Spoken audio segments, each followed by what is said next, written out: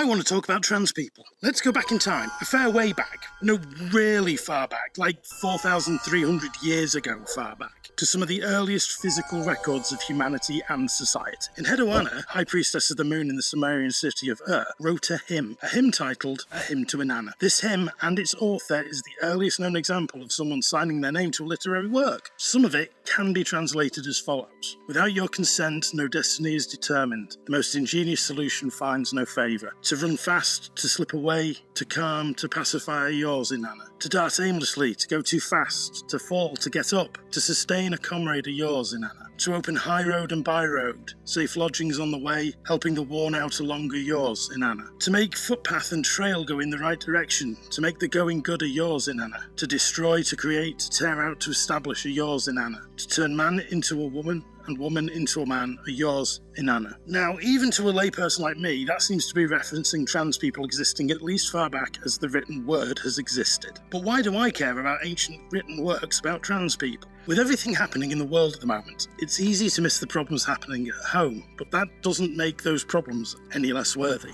Trans people have been victimised and vilified for decades, but with several high-profile trans murders hitting the media in recent months, the discourse around trans rights and transphobia are hitting the mainstream, and I figured what the world really needs is another straight, cis, white guy's view on this. Now, going back to that hymn, it is important to recognise there are issues with assigning modern identity ideas to ancient texts, especially as so much of the modern experience of trans people is intertwined with medicine politics. Things that we can all agree have changed massively in just the last decade, let alone the last 4,000 years. Because all ancient text translations are interpretations of what's written, those who translate these records are inevitably predisposed to use modern experiences and wording to convey the meanings behind the text that they're deciphering. So while we can explain the concept of transsexuality has been around for a long time, there is an argument to be made that it's not always been the way that it is now. So with that little morsel of a right-wing sticking point dangled to entice the algorithm to recommend this video to wider audiences, let's take a look at some other cultures. How about the Hijra, the South Asian transsexual and transgender community in India, who have been open about their self-identification for centuries. And by centuries, I actually mean millennia, as the first written records of the Hijra as a distinct gender that didn't fit with the binary of female and male have been seen and referenced in the Hindu hymn collection named the Rig Veda, which is over 3,500 years old at this point. Within them, it is said that before creation, the world lacked all distinctions, including of sex and gender. So we are working with some long-held recognition there.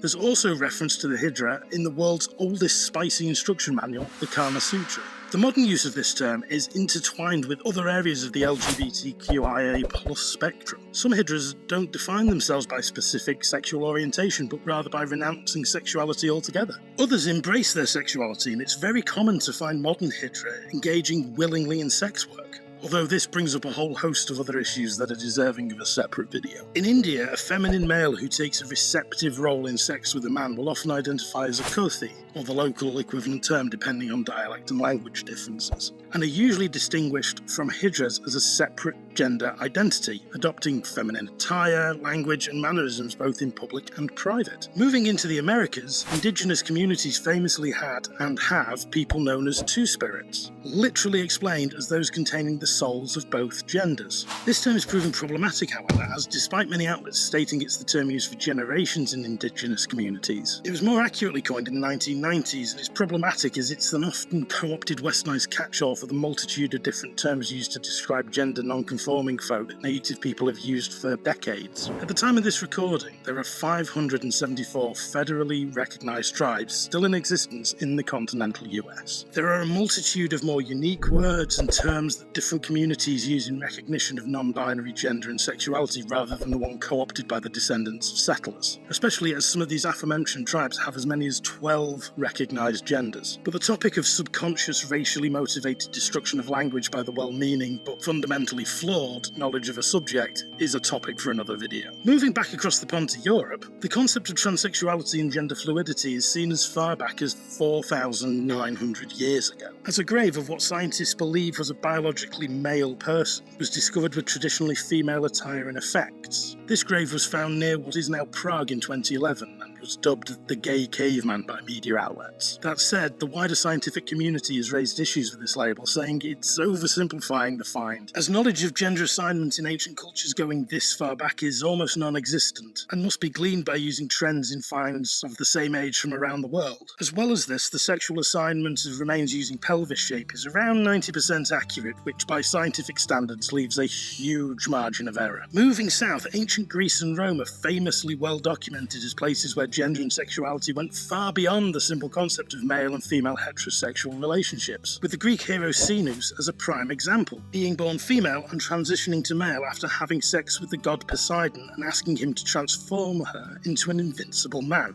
to which Poseidon obliged. In ancient Rome, the emperor Elagabalus wished to be known as Heracles' mistress, wife, and queen. The emperor also reportedly wore makeup and wigs and preferred to be called a lady and not a lord. And Roman society was so fluid with their ideas of sex and gender that Latin as a language doesn't have direct translations that can be applied to homosexuality and heterosexuality, instead working on a sexual spectrum of dominant to submissive, the kinky bugger. This fluidity spanned further north too, with transsexual and transgender representation being seen in the Norse god Loki, who would switch between being male and female regularly in the Edda. Although records have been found suggesting Norse society stigmatised effeminacy, the gods of the Norse people directly contradicted this, with one such example being Odin, who was proficient in feminine magical practices despite being the Allfather and a traditionally masculine figure. There have also been Norse-era graves found with female warriors buried with traditionally male-owned items and weapons, which further the discussion and the thought that the Norse didn't really care about your gender or sexuality as long as you provided a practical service to society, be that through farming, storytelling, or by going raiding. A 2021 study concluded that a grave dated from somewhere between 1050 to 1300 in Suontaka, Finland, containing a body buried in feminine clothing with brooches and valuable furs and two swords, which earlier researchers speculated to be two bodies, a male and a female, or a powerful woman, was actually one person with Klinefelter syndrome, biologically male being born with an extra X chromosome, making them XXY,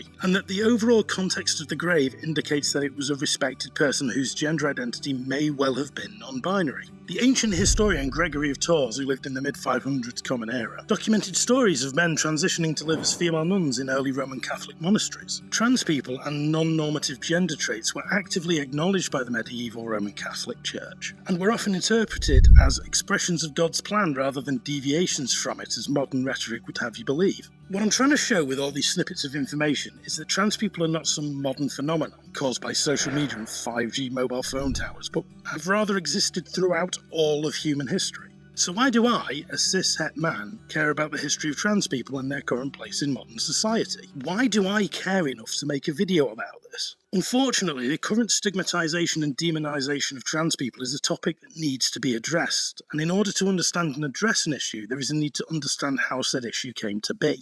If there are historical records of trans people in almost every civilization on the planet, why are trans people still the victims of so much misinformation and hate? Well, I believe it's because this hate is directly linked to arguably the biggest human atrocity ever committed, and the effects of these acts are still impacting trans people the world over. In 1933, the Nazi Party took over as the government of the German people, and one of the countless methods of furthering their ideologies was the destruction of literature the party leaders didn't approve of. This included the work of Magnus Hirschfeld, who in the 1800s was leading the study of sex research, transsexuality and transgenderism in the modern age. Among the thousands of other literary works the Nazi Party burned were Hirschfeld's findings. This act of fascism set back the understanding of transsexuality in the modern world by centuries. And because of the boundless barbarism of the Nazis, this is often missed by the wider public when looking at the crimes that were committed by the party and its followers. The modern view of trans people is still suffering under the shadow of this, and while there have been steps taken in recent years, they're still not even close to the strides that have to happen. Trans rights are becoming the go-to political scapegoat at the moment. Whenever a party needs to distract the public from something they've done, they throw out some transphobic rhetoric and get the media talking about that instead. Right-wing politicians and right-leaning media would have you believe that transsexuality is a dangerous fad, that the number of people identifying as trans are increasing due to it being popularised on social media and in liberal and left-leaning spaces. There is a tiny morsel of truth that can be gleaned from this statement and mentality. There is a fun little thing known as causality that I'd like to demonstrate in a simple but informative way.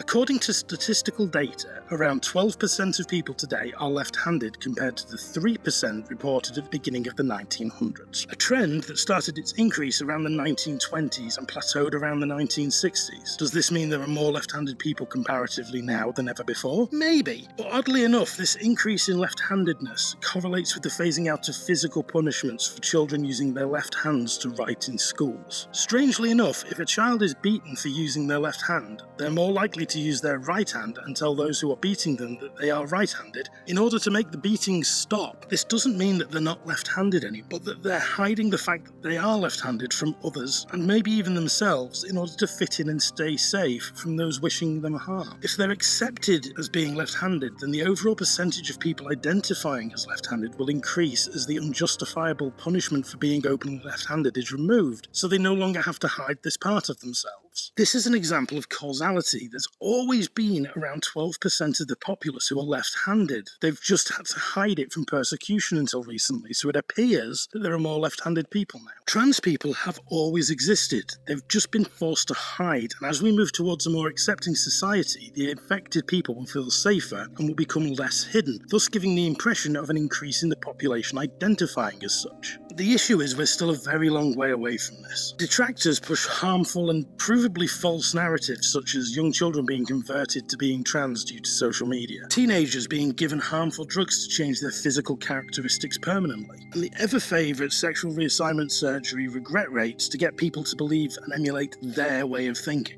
The vocal detractors of sexual reassignment and gender affirmation surgeries always quote the few cases of people who've undergone the surgery and have gone on to regret it. Current documented regret rate for sexual reassignment and gender affirming surgery is widely reported as showing highs of around 1%, with some studies showing it as low as 0.3%. For reference, people who have a documented regret of having total knee replacement surgery is up to approximately 19% on average, with some studies showing lows of 6% and highs of 30%. The average regret rate of all surgeries is around 14.4%, meaning that by any metric, sexual reassignment surgeries and gender affirmation surgeries is trending way below average. Yet despite modern understandings of gender dysphoria and transsexuality, horrific displays of transphobia are still prevalent and unfortunately minimised by the government of the country I live in and governments in other countries in the so-called progressive Western world. Recently, in an area I consider very local to me, a 16-year-old transgender girl named Brianna Jai was brutally murdered by two classmates in broad daylight. In the ensuing court case, they were shown to have tried to poison Brianna in the months leading up to the attack. The murder was directly related to Brianna being trans, with one of the murderers saying in a text that they wanted to see if it will scream like a man or a girl when they stabbed her. This not only demonstrates an obvious attempt at dehumanization, but also definite premeditation. Brianna was stabbed 28 times and left to die in one of the most shocking acts of violence against another person in recent years. I'm purposely not naming the killers, despite their names being made public, because fuck them. They don't deserve to be known. The only person who matters in this case is Brianna, another young life taken because of bigotry and hatred. Then, our Prime Minister, who has a history of making thinly veiled transphobic comments in public speeches, made a jibe levelled at the opposition leader in Parliament, in which he said the Labour leader had broken promises on defining a woman during a meeting. To make this even worse, Brianna's mother was in the chambers at the Houses of Parliament when he said it. This exchange happened just 1 week after her killers were sentenced. It's not the first time the Prime Minister has made transphobic comments either, stating at a Tory conference in 2023, "We shouldn't get bullied into believing that people can be any sex they want to be. They can't. A man is a man and a woman is a woman. That's just common sense." Just saying these words makes me feel sick, but it has to be said and dissected in order to fight the harm intended by it. Firstly, he's using this rhetoric to drum up right-wing support for his political party. You see, we're on the cusp of an election in the UK, and for the first time in a very long time, right-leaning voters have a second major party to vote for, named Reform UK, formerly known as the Brexit Party, being renamed in 2020. Up until now, right-leaning voters only really had the Conservative Party to vote for in the UK. UK. The only other option was far-right party UKIP, with the party both gaining very little footing and being so close to the edge of extremism that they turned a chunk of voters away from themselves. With Reform UK potentially splitting the vote, combined with the terrible optics of the Tory government recently, there's a need to grasp at far-right voters to try and keep in power. The left voters traditionally always been split in the UK between several parties, which is part of the reason the Tory party's been successful in elections over the last few years. But with the arrival of other right-leaning political parties, the Tories are beginning to grasp at straws. There are several topics that the far right have strong negative views on, and the LGBTQAI+ community is just one of them. So the Prime Minister is trying to capture that demographic with these kinds of speeches. But the motive behind these words goes deeper. The use of the word bullied is particularly prominent. It's an attempt at flipping the narrative and painting themselves as the victim. They're the ones being bullied by the woke leftists who are forcing ideologies on them. This is a classic manipulation tactic used to discredit opponents when someone has no proof to back up their arguments, as well as a potential example of an attempt to gaslight the left into dropping the topic. The phrase, "that's just common sense," is also used as a way to try and discredit scientific study into gender, as well as people's self-determination and knowledge of their own gender and sexuality. The implication in this statement is that, despite all expert advice and historical evidence, the common person knows better. It's insinuating that the smartest people on the planet in this subject are not to be trusted, and it's a classic right-wing manipulation technique pulled directly from fascist methodology. And this isn't just a UK problem. In America, at the beginning of February 2024, a non-binary student named Nex Benedict was brutally assaulted in the bathroom at their school, along with a trans schoolmate. They die the next day. The authorities are currently trying to minimise the issue, saying that Nex's death wasn't a result of the injuries they sustained. Though if this is true, then it would be a frankly astonishing coincidence that an otherwise healthy 16-year-old would just drop dead, less than 24 hours after receiving severe head injuries in an attack in Oklahoma, who in the previous year had passed an anti-trans bill forcing trans kids to use the bathrooms of the gender that's on their birth certificate rather than the one they identify as. But hey, maybe that's just me inferring things, though that causality argument I made earlier seems pretty fucking accurate right now. And that's why I'm making this video, because a who cares attitude towards trans people's issues isn't enough. There needs to be active voices by people who don't identify as trans, people who are not directly affected by trans issues, but are indirectly affected by trans issues. Because we are all indirectly affected by trans issues. Because trans issues in the current climate are human rights issues. And because there is likely someone who is within your sphere of influence who is directly affected by trans issues. There's a good chance that someone you know is trans, or has a relative who is trans, or has a close friend who is trans, or a partner who is trans. Statistically speaking, you are more than likely to have someone who has at some point, or who is currently questioning their gender identity in your social circle than not. Standing idly by only helps further the harmful effects of transphobia. An active, outspoken opposition of people both inside and outside of the community is needed to prompt others to assess their views and standpoints on this. Further to this, there's also a need to show the trans community that there are people who see, value, and respect their existence in society, and that we're actively trying to make things better for them, and to show those who hold transphobic beliefs that they're not acceptable in society, and that actively trying to harm trans people will not be tolerated. By staying silent, you show those in your life that while your presence may not be harmful, it may not be safe either. By not actively and vocally opposing bigotry of any type, you allow its spread and purveyance, whether you mean to or not. We are all responsible for making the world a better place for the people who are here after us. We should all be making active steps to make things better for everyone, though those in power seem to be doing the opposite of this the world over. I don't expect that a video made by me will drastically change opinions on this topic. But if it means that one more person spends a few minutes on Wikipedia educating themselves on the difficulties trans people face, or looking at the history of trans people, or in the way that trans people have added to society, or inspires them to take steps to become a person who is safe to be around and create safe spaces for the trans community, then it's succeeded. If this video finds its way to the parent of a kid who's questioning their gender identity and helps them know that it's okay to be scared for their kid, but it's also okay to support and love them, that this isn't a fad or an illness despite what some people would have them believe. If this video helps to expand the safe space of just one more trans person by even a tiny fraction, then it's done its job. At the end of the day, we're just people trying to get by in this exciting, terrifying, wondrous world. The last thing any of us need is to be oppressed, or marginalised, or put in physical or psychological danger for just trying to exist.